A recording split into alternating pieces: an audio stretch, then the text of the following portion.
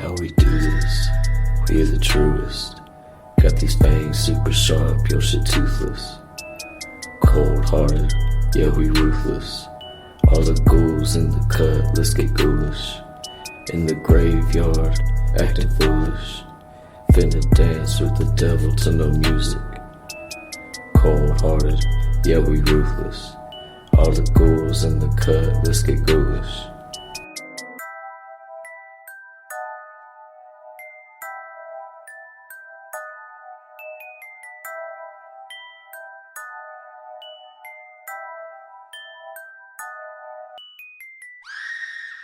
Hello and welcome to a new episode of the Ghoulish podcast. I am Max Booth, and on today's episode, I am talking to Shannon Riley about many things. The reason we're doing this conversation is a few months ago we published a debut novella, POCKETKNIFE Kitty, which is kind of a mix between It Follows, Promising Young Woman, and Teeth, the movie Teeth. You guys know about that movie? Look it up. Show your children. It's a great family-friendly movie. This book isn't so family-friendly, I would say. POCKETKNIFE Kitty. Great little novella. Super gross and a lot of fun. It's available now through Ghoulish Books. On today's episode, I am talking to Shannon about that book, yes, but also we'll talking at great length about the band My Chemical Romance. We'll talking about fandom. We'll talking about the movie The Butterfly Effect for some reason. Do you remember that movie? That came out once and then evidently a sequel also happened. I don't know. We get into it on the podcast. Thank you so much for tuning in. As always, leave a review, all that not shitty stuff, all that cool, impressive stuff that you do to help get a podcast in the spotlight. You rate and review it. You tell your friends. Oh, wow. I love it when people do that. Oh, boy, I love it. All right. POCKETKNIFE Kitty, Shannon Riley, Ghoulish Books.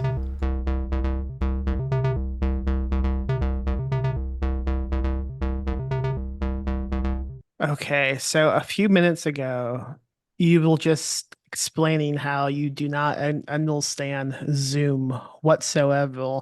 And you mentioned that you were working in an emergency room, and that immediately brings up a question I have about you that I haven't known how to ask. What is it you do? What is your job? So I I'm a licensed therapist. So I my background is like mental health and psychiatry. So when I say that I don't now, I've been someplace else for about 2 years, but prior to that I had worked 7 years in an emergency room. So we had like a crisis walk-in center, and we were also a part of our emergency room. So when like psychiatric patients would come into the hospital to the ER, for you know an infinite amount of reasons that they would need to get us involved. That's what I mean by I worked in an emergency room. I still I work as a therapist now, but I work a little more of a boring job, less crises. I work at a primary care office. Okay, so I guess, emergency room is probably not the most funny podcast material. I don't know. Maybe it was It's hilarious. there is, I mean, I don't know if you've ever heard this, but there is a lot of truth to the fact that healthcare workers have it truly developed as like a survival and coping mechanism. We've all really had to develop a really dark sense of humor. You have to force levity into your day if you want to just get through. In itself, not really like a topic of like humor. Yeah. I'm a part of the job was I was oftentimes seeing people in like one of the worst days of their lives. So I just had to sort of learn how to not bring that home. Um, and so Like the yeah, not a patients, lot of how not to bring the patients home. yeah, as much as I wanted to kind of put them in my car and say, "Come home, I'm Yeah. going to help take care of you." I don't have that much empathy. I was good at my job, but I had to I had to be able to walk away at the end of the night. Not that much empathy, but a huge house, like a basically a castle. You could have easily fit many people inside, but you were like, no, you can't live with No, me. I've instead chosen to be like to live that like like astute widow life where I have the long sheer flowing night dress and all like the carcasses of my deceased husbands piled up in the walls. I run through the Whoa, manor, and so whoa. that's actually what my day to day looks like. Um, and then may I go to work there, come home, run through the walls of my manor. You have any any good emergency room tips that you could share with the audience? Like how to skip ahead in line or anything like that? I'm sure anyone would love to I would know. say I would say folks do not utilize either their primary care doctor or urgent care nearly as often as they probably could. Okay. What Folks about coming into the ER, they wouldn't be my patient, but plenty of folks coming into the ER because they skinned their knee or because they have a sore throat. That stuff tends to clog up the ERs. And then the folks that are having emergencies kind of have to wait for rooms while those people get pushed into the hallway. So use your primary care doctor, use urgent care. with the popularity of emojis, how has like the on a scale of like happy face to sad face evolved? What type of emojis are we seeing on these scales? Maybe that's not the type of Oh, do you mean the pain scale? Like the yeah, one yeah. that like, oh my God. Okay. I never had to use that. That would be like, when like a triage nurse would bring you back and ask you on a scale of 1 to 10. Usually, I mean, I know what you're envisioning. Yeah. There would be like so usually folks would be using the number. So there is a number scale. You say on a 1 to 10, what's your pain like? And the little faces that are on top of that are meant to really convey that to people who either are nonverbal or who don't speak English. That makes Um, sense. so more often than not, you know, you'll come in and you'll say, I'm a 10, because that's what everyone says. Yeah. I wouldn't say that. But It's I think we do need to kind of revamp the system because I mean, you're right, with like emojis now, we could be so creative with what our scales look like because truly like all of the faces there's maybe actually like three differences like the across all 10 we can yeah. like put in like up at the very end like the little like the skull emoji or like the coffin emoji down at the bottom just like a little pink heart. I think that we could really get creative, You could really also revamp what's probably. you could also do it like on a scale of 10 from like the worst My Chemical Romance song to the best. That would help, You probably. could. You Yeah. could. There is no worse My Chemical Romance song. Um, and that's coming from a super critical person. Um, there's probably two or three that I think most people agree is their least favorite, Yeah. but they're all good. Okay. Okay. So say if you went to the hospital, you have eight broken bones, a knife in your shin. What song are you you saying to best describe the pain you're experiencing? Yeah.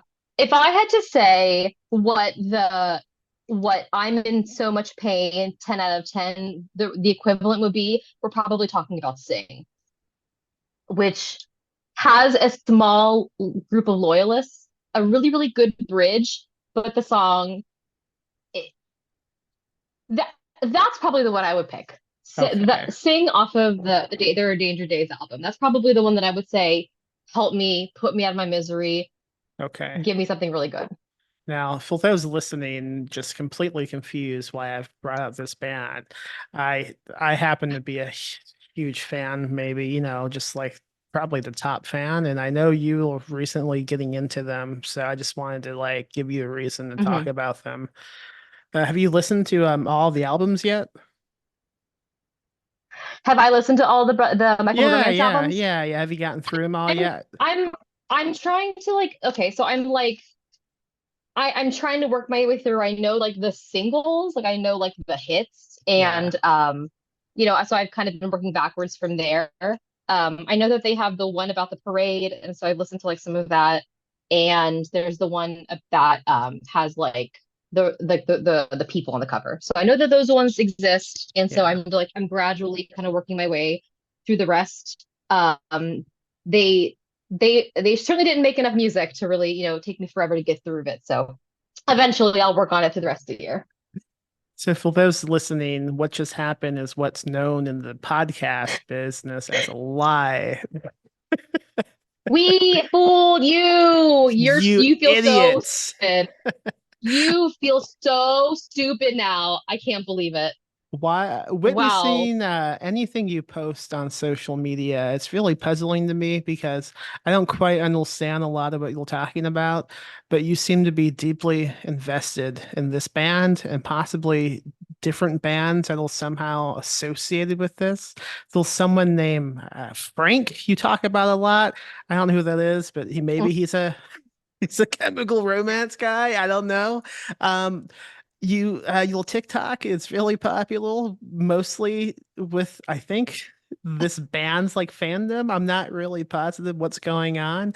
Can you explain everything about you? I mean, I can, but I'm also I did go through a period where I was like, should I feel shame about this? Like, truly, should this be a point of embarrassment in my life that um I am really, really deeply invested in this story of my favorite band, and then all like the offshoots in all different forms of kind of the folks that ever even touched the band.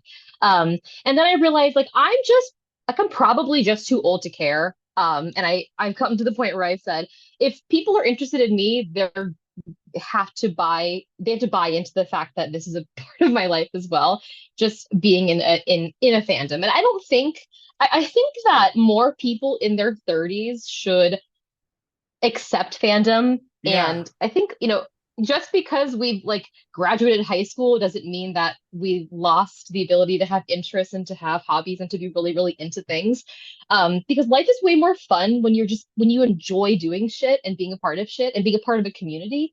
So so anyone that kind of either follows me on Instagram or Twitter or over on TikTok, lots of overlap with like my normal day-to-day life, my life as a writer, as a reader, as someone who's part of like the indie book world, as well as someone who's really into like 2000s post-hardcore and hardcore adjacent hardcore adjacent emo bands and music of that time, and how those bands have sort of evolved over time, and like the culture of that, right? So like my TikTok is very it's almost exclusively about, various bands and music in that scene. And then my TikTok my Instagram is a little bit more just like me doing my day-to-day life. And then like I think Twitter is probably maybe a marriage of the two. And I just assume that if people get sick and tired of seeing the stuff, they'll just unfollow me, and that's totally okay. I've just kind of stopped. I've Maybe 10 years ago I would have cared a lot more if somebody rejected my interests, but now Yeah. that's okay. It's Like I said, good. I'm It's kind of good too that old you to don't. I care. I love it. It's also like tuning into a TV show like halfway through like season five. There's no possible way I'm going to catch up and understand exactly what's happening, but it's really fun just to see like the excitement. Also, you have to understand, especially so I know you're mostly seeing the Twitter universe. And the funny thing about that is we're not just talking about, this isn't just like informational kind of like band stuff and straightforward information.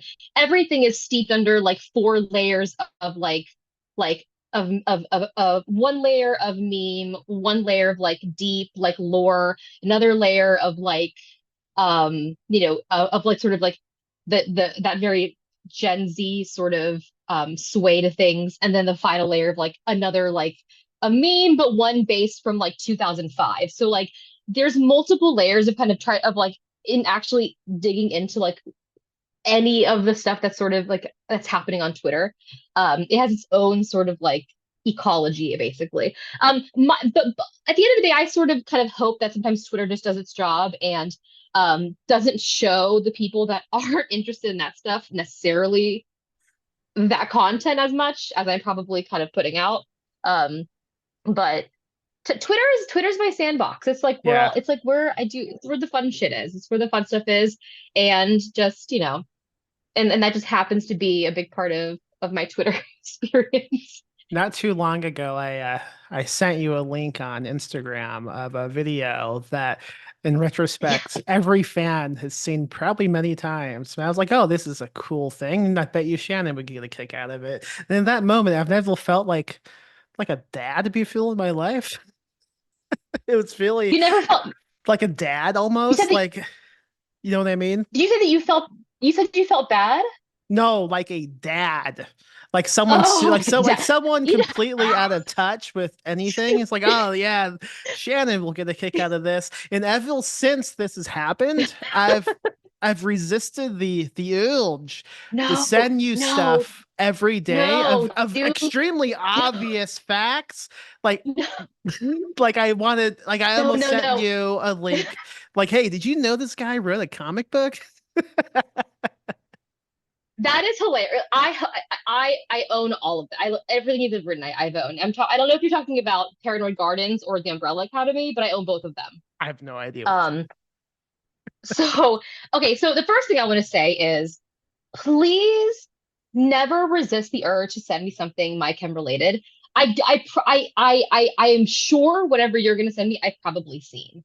Yeah. And that's not be that's just because I'm that deep. Yeah. But I love it. I genuinely love it every single time when someone in my normal daily life um thinks of me because they see something funny or a reference something or a joke or a meme or something and they think of me that truly really means something to me and then they take the time to send it to me because they think that I'd be interested in seeing it. I love that so much, and even if I've already seen it, I'm gonna appreciate it. I'm gonna think it's funny. I'm gonna love it. Like it's like yes, every meme about the pipeline, like the very famous pipeline from like 9/11 to the creation of My Chemical Romance. Um, like every version and iteration of that joke, I'm sure I've seen. I've not, but I can't guarantee I've seen them all. I really can't. So like you never know. It might be the one that I have not seen. So don't hesitate because I get a kick out of it every single time. I Uh, love it. I think it's great. I like being that person in people's lives. Like that, I get a kick out of that. yeah.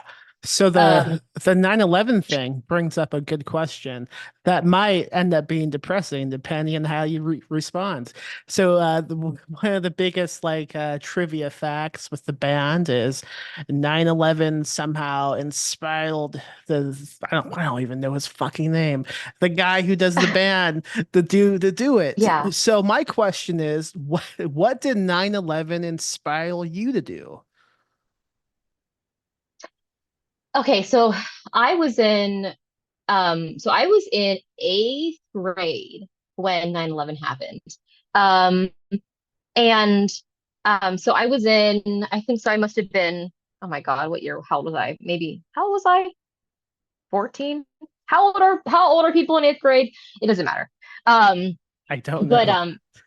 but no, what I know that so yeah, anyone listening and kind of needing some of that context, like the short summary of how that pipeline relates is that so Gerard Way, who is the front man and like he is the one who kind of created and started the band. He actually I'm laughing because I can just see how this is just going to be the entire kind of my entire kind of talking set of talking points, and that's totally okay. I'm not worried about that at all. Um, he he um he actually started. He went to art school in New York. He went to SVA for cartooning, so he went to art school. And he was working interning in New York City at oh shoot where was he interning I know he was. I think he was work. Oh, I'm gonna probably. I don't want to get slammed for this. I think he was interning at maybe DC. I have to double check that. And he was also working um um at a Cartoon Network, I believe. And he lives in New Jersey. This is a New Jersey-based band. He would take the ferry over every day from Jersey into New York. And the morning of 9/11, he was on the Jersey side, about to get on the ferry, and from their perspective, they could see right across the river. And he witnessed. I mean, he saw 9/11 happen. They were all there watching. And there's actually, if I could find it, which I'm sure I can, there's actually a photograph that kind of taken back a little bit, like in like a Yeah. wide angle, from like Jersey looking over into the towers. And you can see him in the photograph. Like you can see the back of him with a messenger bag going into work. You can see him looking into looking up at the towers. The collective trauma of witnessing 9/11. He kind of had this moment where he's like, I went to art school. I wanted to make art and change people's lives and do something important. And here I am interning and making comics for people that don't care about my art. I'm withering away. This isn't, and he said, I want to make something important. And um, he went home and he wrote the song Skylines and Turnstiles, which is directly referencing 9/11, and kind of used that to sort of help formulate what was going to become My Chemical Romance with most of the original band members that are still part of the band now. So that was like his like inspiring moment. Do I have anything nearly as interesting as far as my like what 9/11 genesis in me? I hope Um, so. no, no, I don't. I was, like I said, I was in middle school and I didn't even really know what was going on. We got sent home early that day, and it wasn't until I got home and I realized my mom was like home. Her car was in the driveway, and I walked in the house like, why are you home? And she said, the Twin Towers in New York City. And I said, the Twin what? Like I live in Pennsylvania, like, but Yeah. not even like the Philly side. Like I live on the other side, I live in the Pittsburgh side. So what was it, eighth grade? I didn't know what she was even talking about. Um, um, so I wish I had some interesting, cool story about what 9/11 did for me. I don't, what do That's okay. how well do you, how well do you remember that? I know you're a little younger than me, right? Yeah, I was, I think, 8, maybe 9. I have the only memory I have is I skipped school that day. Because that was just something I did a lot. I was always like, I'm sick. I don't want to go. And my mom was like, okay, well, I'm just gonna keep sleeping, so you do what you do. And I was driving with one of my oldest siblings to someplace, and on the radio is when the news broke. And the only thing I recall is just being upset that everybody got to go home, and I basically wasted a school skipping day. I could have just went to school. I would have gotten to go home Yeah. anyway. So I was pretty bummed about that. I didn't really Or think, maybe if you, or maybe if you went to school, 9/11 wouldn't have happened. oh no. Oh well, So I it don't was know. real fit.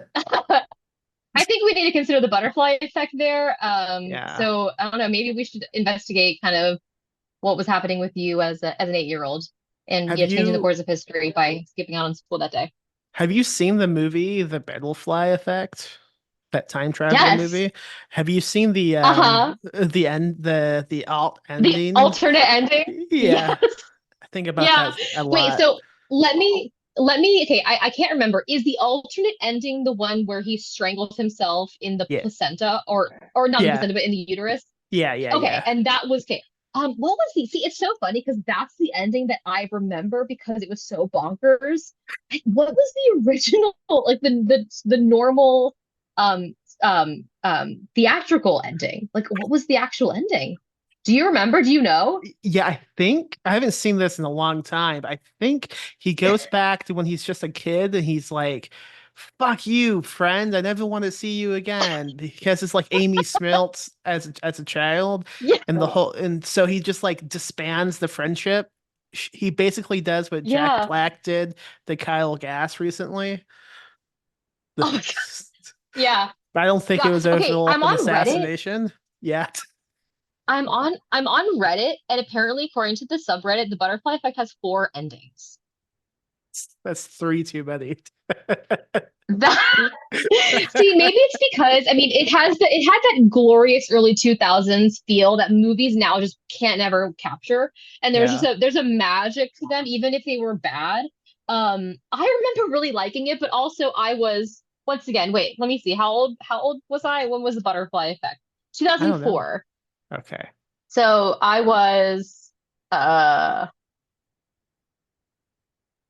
16, 17. That's probably Okay. too old to like that movie. You know what? No, it's Maybe. not, because I was edgy. I was real edgy at 17 years old. And so this movie, which had someone who was using drugs in it, Pretty yeah, I cool. probably felt real cool. I probably felt pretty cool watching the butterfly effect. So, Lots of but yeah, goth makeup. Pretty cool movie. And right.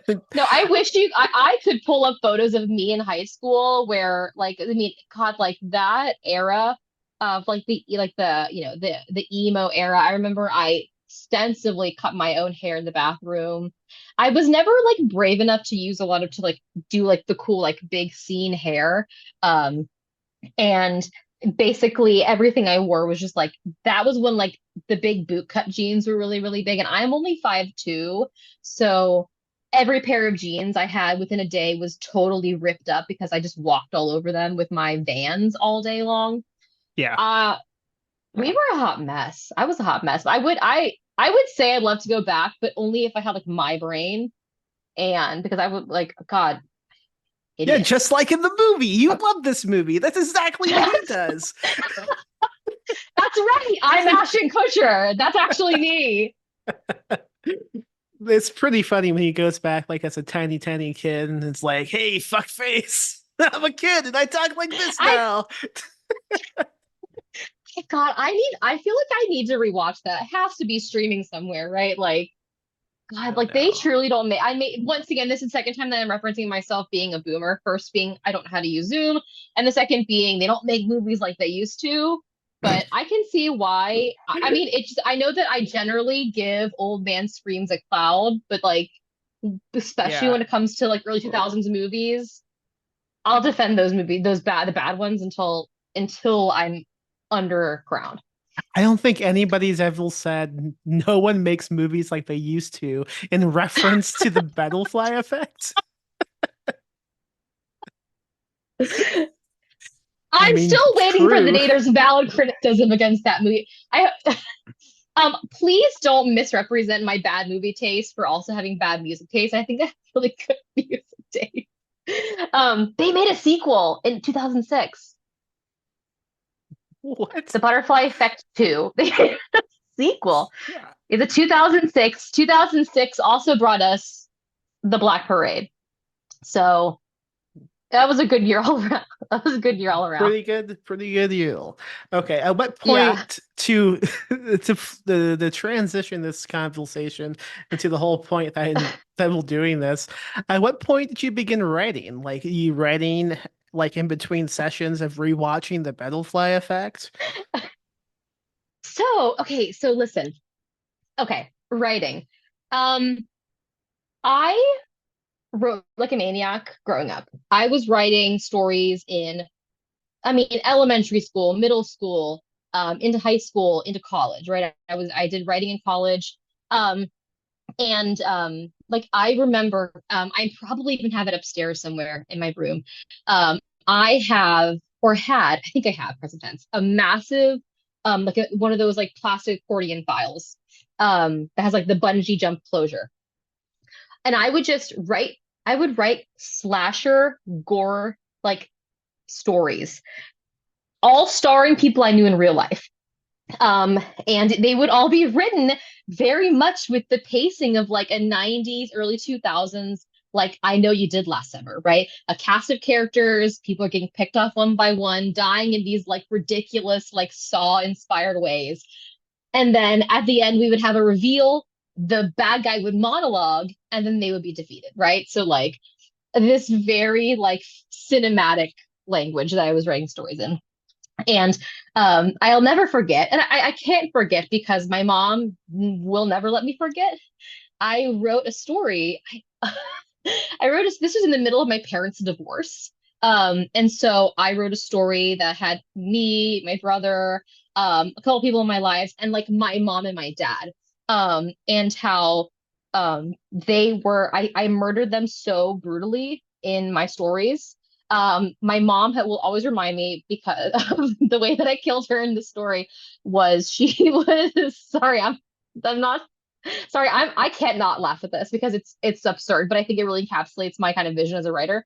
Hmm. She in the story was at a hospital, I believe, and going to like went to the vending machine to just get like a snack out of the vending machine, and someone came up behind her, and she was like, "Oh, hey, how are you doing?" And then it was the murderer, and they grabbed her and they threw her head into the into the vending machine, when she was trying to get a Kit Kat. She never got the Kit Kat because it killed her.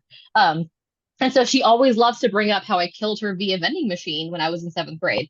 Maybe, you know what? Maybe that is what inspired me. Like maybe that was my 9/11 breakdown is I experienced a global trauma and then I just killed my family and friends through my art. Um, but anyway, I would keep That all these. sounds I mean, I good. have You should say that in interviews. I should. Well, let's start over and I'll give you the real answer, which was it turned me into this. Yeah. So anyway, that's kind of how I would write. And truthfully, I wrote like short stories and fiction and whatnot for many, many years. And then I just stopped. Like I truly went probably 10 years and I didn't write a single word. Um, and I there was some combination there of well, I know I can never I'm never going to be good enough to like write something that somebody would ever want to publish. That's something that would be a really cool like what's on my bucket list. Oh, I'd love to write a book one day, but I know that I don't have what it takes. I don't have the discipline. And so I just truly Lies. didn't. So, but listen, I specifically credit you for this. Okay. And I'm not just saying it because you bought my book and because of, whatever. I think I even mentioned this to Mindy in our interview, like our, what was it, two or so months ago when the book first came out. Um, I, just like my Gerard Way 9/11 to My Chemical Romance pipeline, I have my own personal art pipeline, which is um, Christmas time Twitter scrolling pipeline up to I've written and published my first book. Because I don't know if you remember this because you probably don't. I had tweeted, and mind you, I actually never used Twitter. I use Twitter super, super rarely. I happened out of nowhere one random day. This was December. Oh God, maybe 2019, 2020. I don't quite remember. I had randomly Pre-COVID? tweeted. Um, I can't quite remember. I think it Hmm. probably was Okay. 2020, 2021. I think so. Let's say that. Let's say 2020. I had randomly tweeted something along the lines of, because I was very involved in like booktube. So like the folks on YouTube who are book reviewers, Yeah. or the people that are on Instagram or whatnot. And I remember seeing we need to do something pop up over and over and over and over again. And I just was really curious about it. I like a short book. I like a book about like isolated one setting locations. Like I like weird fiction. And I like short books. Um, and so I had randomly tweeted one day, like something along the lines of, you know, me as a reader, I only have one book on my Christmas wish list, and it's We Need to Do Something, and by Max Boot the third. And I just sort of put that out there as like kind of a joke, as like a haha, like other people probably have like 50 books they want to read. I just want this one. And you had replied back to me and said, hey, like DM me and I'll happily send you a copy for free and I'll sign it. Which I thought was so crazy. I was like, what do you mean? Like this person who's like a big time writer and like has a movie, like is responding to peons, like nobody me. And so I had DM'd you and I was like, oh my God, like, would you really, really totally, oh, yeah, and you were really, really gracious about it. And, and you had sent it to me and I read it right away. I really, really loved it. And I had followed you. This is the important part of the story because I was on Twitter and hadn't really used, I really wasn't following a lot of people. So I followed you and I was like, oh, they're also like, they have this like this like indie press, and they have small like indie books. How cool is that? I'll follow the press too. And it was probably a month later that you had announced your open call for Yeah. novellas. And I was like, wow, wouldn't that be so cool? Like, how cool is that to just kind of write a book and submit it? And if it's good, someone picks it. How that's so wild. Now, what if I wrote a book and I probably don't have the discipline to actually finish it, but like, wouldn't that be fun? And okay, well, maybe actually I have a plan, and maybe like I'll just write it, and that'll just be my the motivation I need to just write it. And I know I'm not going to get selected. No, I'm not going to get picked. That's totally okay. But maybe it'll just sort of give me something to work toward. And then I can say, oh, I've written something. And so that interaction on Twitter around Christmas time, when you would DM me, sent me the book. I had read it, followed the press, saw the tweet about the call. That is what, like, I didn't even have a laptop. I went out and bought a laptop, and I still use that's still the stuff that I have now. And I wrote the entire thing, and I said I'm going to write an entire book. I'm going to send it in, and it's not going to get picked. That's for sure. But I'll at least have done it. And how cool would that be for me? And then it got picked. So, which was the culmination of a very stressful summer, because the longer I kind of essentially was making it through these elimination rounds, the more it kind of reinforced for me, like, hey, like that actually, like, what if, like, no, like that's not gonna that wouldn't actually, like, I'm not gonna actually get picked for this thing. Like, am I? Oh, but maybe what if, like, and Yeah. then the story that I've told, how I got the final email when I was in an Old Navy and then refused to open it until I went home and drank like a bunch of rum shots, and then I made my husband open the email and then got the news. So the truth is, I Pocket Knife Kitty is truly the only substantial thing I've truly ever written outside of a series of um familial gore that I wrote when I was in like a middle school and high school. And then I dabbled a little bit in college, and I truly had not touched writing for probably 15 years. Wow. And it's the first substantial thing that I wrote. And so talk about like positive reinforcement.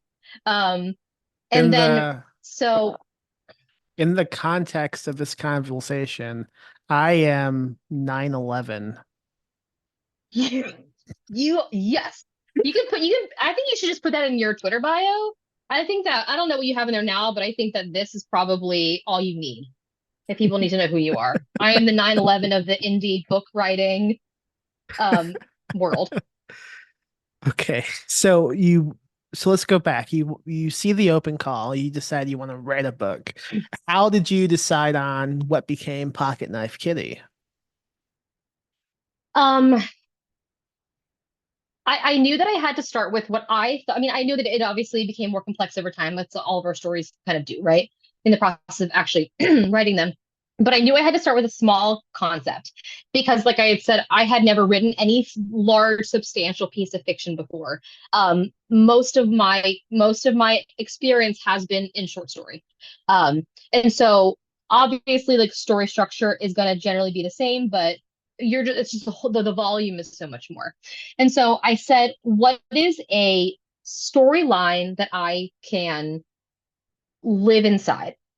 And I knew that I wanted to write something that had body horror. That's all. I mean, I've always loved writing body horror. I've always loved like the horror, just like what horror does. I've always loved like the transformation story, like the fly, and like just sort of reading and writing about like the human body testing, itself to its most extreme.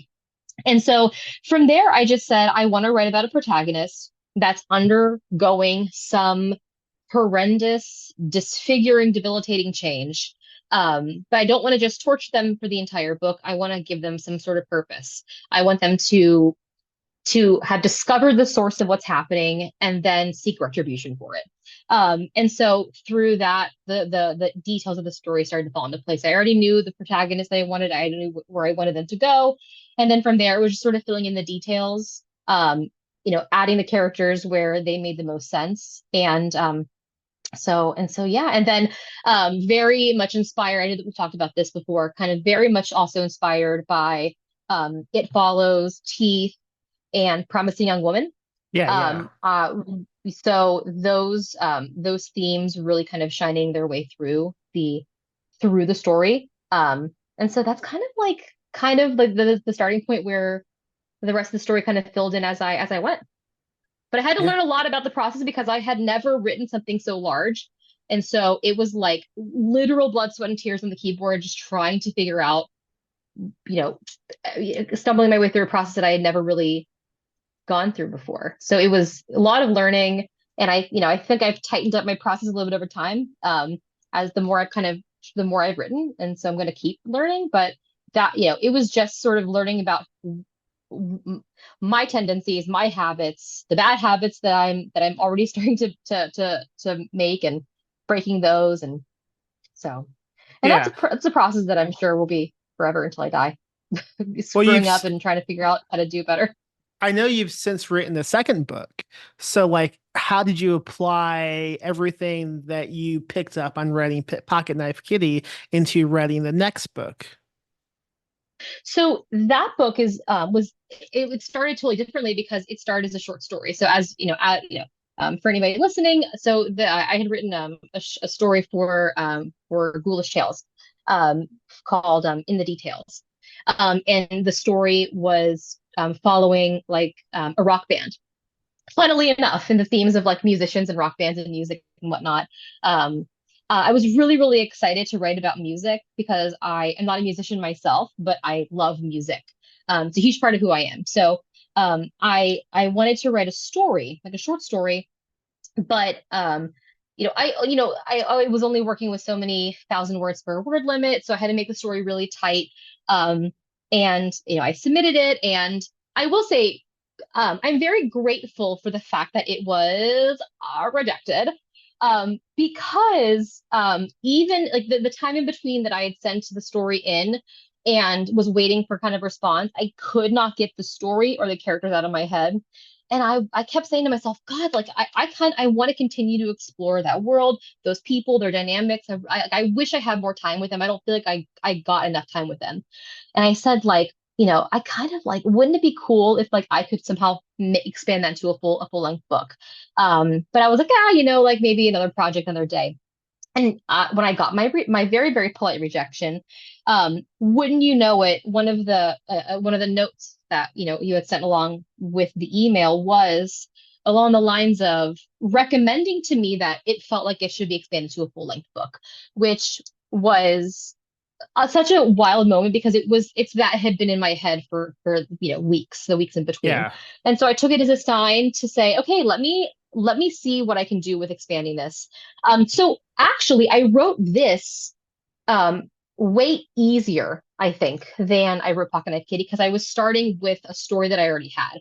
I already had a story, I already had an arc, I already had an idea who these characters were. I just was allowed to give the story some breathing room. And then in the full length iteration, I was able to add elements and add dynamics and add a subplot and add other characters and really kind of flesh out the story in a way that I just couldn't do it when it was in its short form. So, and I way prefer the full length version. I really, really, really like kind of what it became. Um, I did have to contend with some decisions where um, if you recall, in the short story, I wrote for the very first time a first person present tense story, and Hmm. I made the artistic direct decision to not use quotation marks, which I know sounded probably obnoxious and um, um, not presumptuous, but the other annoying P word, um, Pretentious. pretentious. Yes. Right. So, but I was like, I really wanted the story to stay as closely in the mind of our protagonist as possible and really hype up the intensity of like the present moment and keeping the pace and really staying right now in what was happening instead of kind of shifting into a third person or whatever. And I had to make the decision. I really liked how that felt. I'd never done that before, but I had to make the decision when I went to the full length, like, do I stick with this? Is that going to annoy people? And then I said, oh, it's probably going to annoy lots of people. I should stick with it. Um, and I considered like changing, the story to a traditional like third person, um, kind of partially like, in the head of the character, using the like offsetting speech with quotation marks, like a book is quote supposed to look. And then I was like, God, that's so lame. Like I really liked the feel and the structure of that original story. I like how like the story made sense that way. And so I said, like, fuck it. Like I don't really care if people are not gonna like it, if it gets to publication. Um, because I really like it. And because I can't help myself, it's been about 10 minutes since I've last talked about My Chemical Romance. I'm going to do it again. Um, one of my favorite Gerard Way quotes, because I always say even before the band, during the band, and after the band, he's always been like an artist before a musician. Like he went to art school, like he runs, he runs like comic imprint, and writes comics, and he's an artist, and he's an illustrator. Um, and he was on a panel with oh shoot, who was the company? I think it was like San Diego Comic Con. Um, and he had been asked a question about, hey, like he was with Grant Morrison. That's who it was. He was with Grant Morrison, and I'm pretty sure it was San Diego Comic Con. And this is a few years back.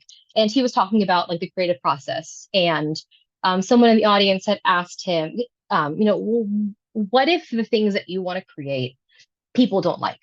Like, what if it gets rejected? What if people aren't into it? What if people don't get it? That was the question. And he thought for about 2 seconds, and his response was, put things in the world that you want to see, because if you are excited to see it, you already have one fan. And That's that great has advice. been Yeah, that's great. it's been my mantra, because when I have to decide, like, do I sacrifice something that I specifically want to see in my work, something that I think makes it special or make it stand out, but I'm contending with, are people going to reject it? Are people going to think it's stupid? Are people going to, I've had to train myself to talk myself out of that and say, if I want to see it, my name is the name that's on the book, on the story, on whatever it is. It has to be true to me. And even if people don't get it, I want to see it. And people can write their own books with their own content if they want to see things done a different way. So I kept the weird formatting, I kept the weird tone, because it's what I thought was going to make the book feel and seem better. And so that's exactly what I did. You know, I think a case could be made that without My Chemical Romance, you don't even write any of these books. Would you agree with that? I think I probably wouldn't exist. Okay. Maybe to that level. This book, I'll tell you right thing. Truthfully, I know you're making a joke, but truthfully, this I book would am. not exist at all, Yeah. because one of the other huge inspirations for in the details was, I had also just come off of reading the memoir that Jeff Rickley wrote, called Someone Who Wasn't Me, and he is the frontman of Thursday. And he wrote this incredible memoir. It's more like a hyper realistic fictionalized pseudo memoir. Because on the surface, the memoir is about the true story of how he recovered from heroin. He received a highly experimental psychedelic treatment in Mexico, and it helped him get off of heroin. So that's the surface level of what the memoir is. But the memoir itself is this super like it's this kind of fictionalized psychedelic trip version of that experience. So there's probably some truth near the beginning and some truth near the end, but so much of the middle is just this kind of like um just psychedelic trip through his mind, simultaneously living in the past and the present and in the future. There's touches of real people that are in his life, that are like members of like the music scene, that are featured in here. But you can tell through reading it that we're not really exactly a foot in reality. But I thought the book was so impactful. That is what actually initially inspired the short story, because I've actually been writing for the past like maybe 2 or 3 years, like a different, like a full length book, that I keep putting that down to do other things. And I was pretty near the end of the big book when I read this memoir, and I said, I have to write something inspired by this. Now, looking at the two pieces together, you really wouldn't see a lot of the similarities, um, but I knew that they, like, I mean, you, as I'm sure as a writer, also know that, receiving like inspiration for something, it doesn't mean that it even remotely resembles your finished product, but you know, kind of in your head, the journey that that inspiration sort of took. So, Yeah. so that's kind of how this was. Like the book kind of lived in my head, and it kind of through the process of what was happening in my brain kind of birthed this other story. And I know how they're related, but the average Joe really may not. I mean, they're both about musicians, but that's kind of where it ends. Um, Gotcha. so, but the reason that this is still somehow related to My Chemical Romance is because Jeff Rickley, he produced My Chemical Romance's debut album, their 2002 album, I Brought You My Bullets, You Brought Me Your Love. He produced that album in a basement in Jersey. He's featured on one of the tracks, and he was such a big part of like that Jersey music scene, bringing up artists. A writer at his core. Actually, the funny story about Jeff Rickley is he was able to fund the New Jersey music scene by selling stories to Playboy. Like he would write these fake made up stories, but told from the perspective of like a woman, like some of these sexcapades that Right, they would right. publish in Playboy. Like he would write these stories as pretending to be some lady who had these wild sexual encounter, but he was basically ghost writing these stories and getting paid really substantially. And so the money from those Playboy like sexual, encounters, that was what was funding the early 2000s music scene in New Jersey, and eventually was what contributed to My Chem even getting its start and kind of getting their foot in the door to get eventually to get signed off of their indie label into the major label. So the the spider web, the wheels, the spindles are all around. Everything comes back somehow in my life and my brain to someone that's at least tangentially related to this band and these people. Everything's Um, connected. Everything is connected. It's the what is it, the meme of all like the yarn on the wall. Oh yeah, That's the what's Always happening in my Sunny. Yeah, yeah, yeah. yes, that's what's always happening in my brain at any given moment. So Let me um ask you, but that's how before we wrap things up, with Pocket Knife Kitty, you and I have never talked about this, but that isn't the title you submitted it with. And about, I don't know, like Mhm. many months after it was accepted, you emailed me out of the blue and you were like, "What about Pocket Knife Kitty?" And I was like, "Yeah." Although I didn't quite understand what it Yeah. meant at the time, but after thinking about it, like, oh, it clicked. What was like the Mhm. inspiration for changing it? So as I said, like I didn't actually think this was going to be picked. So I really like my original, if you remember, because I do, the original title was Off the Bone.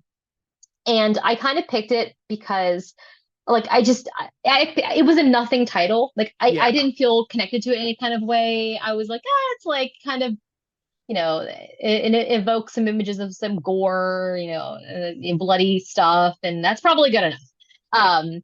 And then a surprise, surprise, it was selected to be published, and I was like, oh my God, that's so amazing. But then I had to think, like, is that like the book? Is that the title that really, to me, resonates with the story and with me as a writer?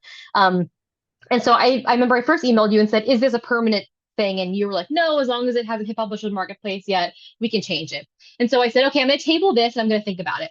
So, funnily enough, me and my two best friends, we have like, I mean, everyone has one, right? We have a group chat, and we're always kind of putting little like phrases and quotes and random lines or random sort of little tidbits of things, in the group chat. And I have like on my notes app, like just a long string of like interesting phrases that I've seen paired together, weird words, things that become like an inside joke later on. But I always say, I'm going to collect these weird phrases so if I ever have a purpose for them in the future. Um, and during one of our nights in our group chat, one of my friends had found herself on Etsy, and um, she had found this weird, like, like Etsy, Amazon, all these like to hit the algorithm, all these items tend to have like 30, 40, 50 word titles, like just strings of random words all thrown together, hoping that the algorithm will pick it up and show you their product. And they never make sense. They're always goofy. They're always kind of stupid. Well, this specific item was a necklace, and it had like a cat or something on it. And so she happened to come across this listing and sent us the listing and was like, look at the crazy tags being used here. And we're chuckling at like they're just, it makes no sense. Like how they selected these random words. My other friend happened to point out the two words that happened to pair together in near the bottom of the tag, which was pocket knife and kitty. And she's Hmm. the one that said, Pocket Knife Kitty, that sounds like the name of a really badass, like all girl punk band. And Yeah. we were like, you're totally right. Hey, like, welcome to so and so. We are Pocket Knife Kitty, and we are here to rock. Like that was kind of our joke. And then I kind of joked back, haha, actually, I'm gonna steal that from your fictional band, and that's gonna be, I'm gonna title the book that, and we all had a little laugh about it.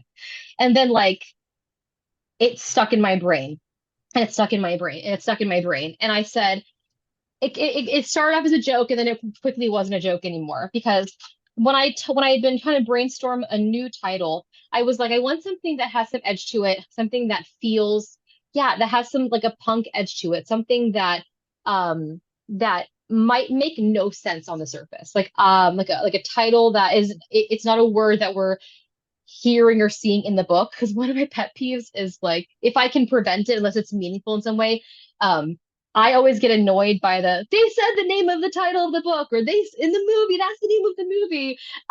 So I always try to like avoid it if I can. And Yeah. off the boat was a phrase that was in the book. And so I kind of was like something about Pocket Knife Kitty, this kind of like, once again, it kind of sounded like an all girl band, like a punk band title.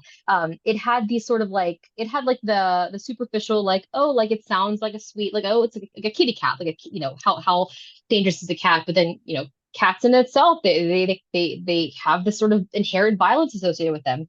And then like the phrasing of like Pocket Knife Kitty being this, I don't think that it's that obscure of a meaning once you kind of know the name, the story, but it has this sort of underpinning of just violence, this sort of connection to like this, like the a violent deadly like pussy coming at you. And it just had these kind of underpinnings of like feminism and like rage and violence and I just thought like these two words are just interesting together. They came from a random Etsy listing. And I had said to the girls, I was like, I think that I'm gonna actually maybe name the book this, and I'll make sure I mention you guys in my acknowledgments if it's all good. So that's kind of really the reason the change happened. I wanted something that just had different kind of edge to it, and a pairing of words that wouldn't be normally paired together because they kind of are. There's a bit of a like it's a bit of a paradoxical relationship, something Yeah. that suggested like feminism and violence, and that's kind of why it landed on that. And I've had a lot of people ask me, why did you name the book this? And I usually say, well, why, like, what do you think? And people are never wrong. I think people are just afraid to ask and afraid to say because Hmm. no one's ever been incorrect with whatever their interpretation of it is. But I think it's cool. I also think it would be cool if it had nothing to do with the book because I also like when books do that as well. Any So examples come that's to mind? of a book that has nothing to do with the title Yeah. or oh Yeah. God, ugh, you're putting me on the spot. I'm so not You good at just you this just sort of said it. thing. What a big fan you of it. You like I love it the most when books do that. Surely you have many titles that come to mind immediately. Oh my God, absolutely. Listen, you could ask me to name right now like 10 My Chem songs and I would start to stutter because I'm being put on the spot in some Yeah. capacity. And I know everything about that. I know everything So about that band.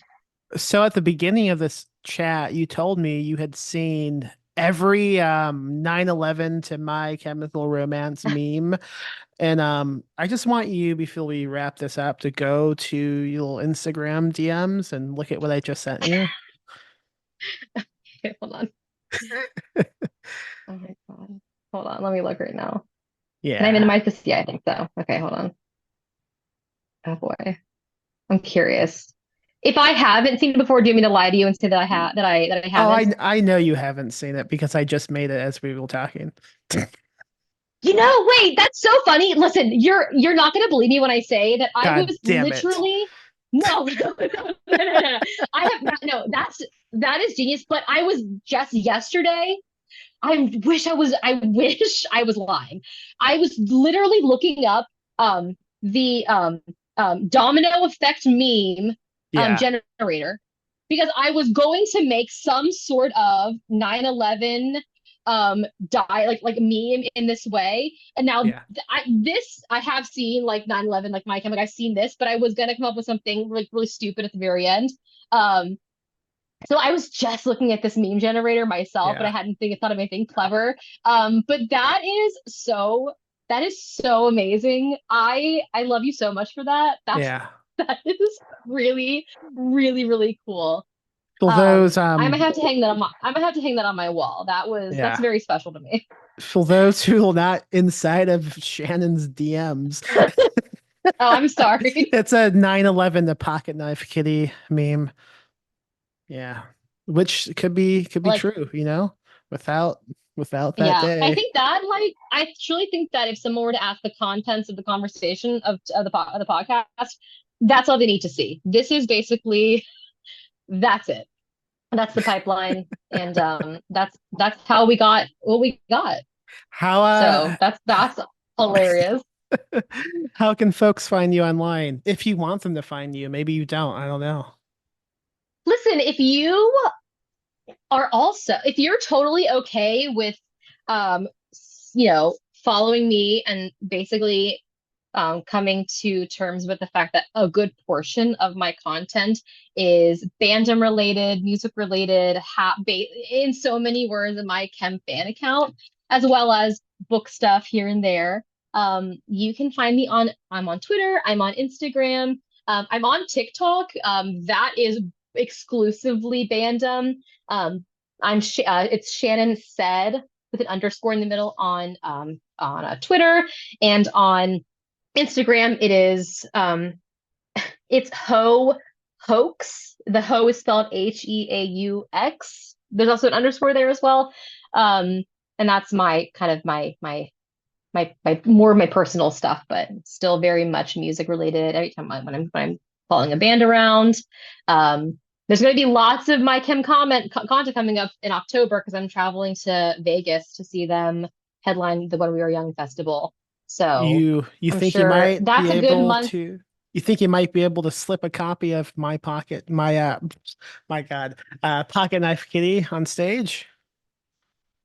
I would probably if I try to throw something on stage, I guarantee Yeah, I'll get pummeled by security.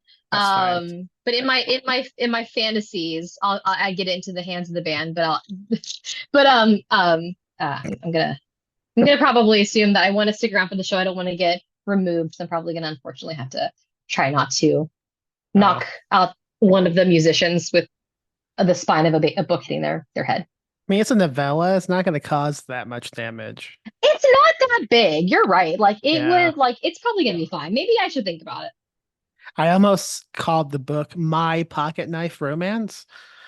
And it. yeah, that was how I Yeah. almost said it. Pretty good title. We could retitle it still, maybe. I don't know. Yeah, like Well, its anniversary, like edition, like a special kind of a release for it. Absolutely. I think that that's a good idea. I'm all never going to right. say no to that. Okay. Anything else you wanted to bring up before we end this? Any final thoughts about music or my battle? God damn it. The Battlefly effect. I think that everyone should give that movie another chance. Watch it again with maybe just turn off half of the brain and you'll enjoy it a whole lot more. Um, and everybody vote in November. That's what I have to say.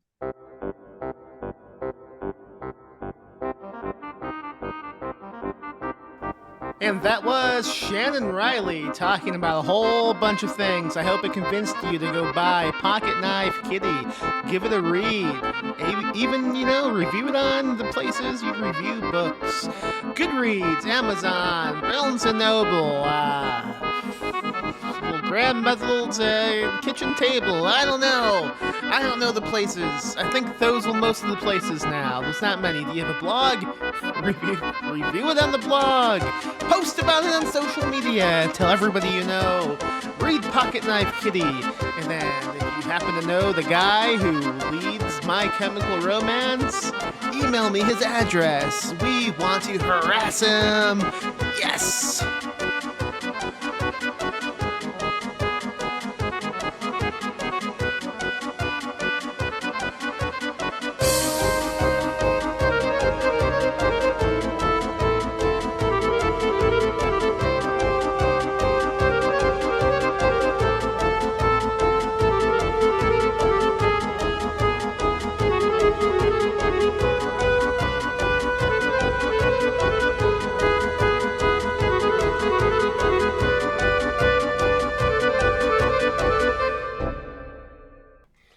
Live spooky, die spooky. Rest in peace, Max.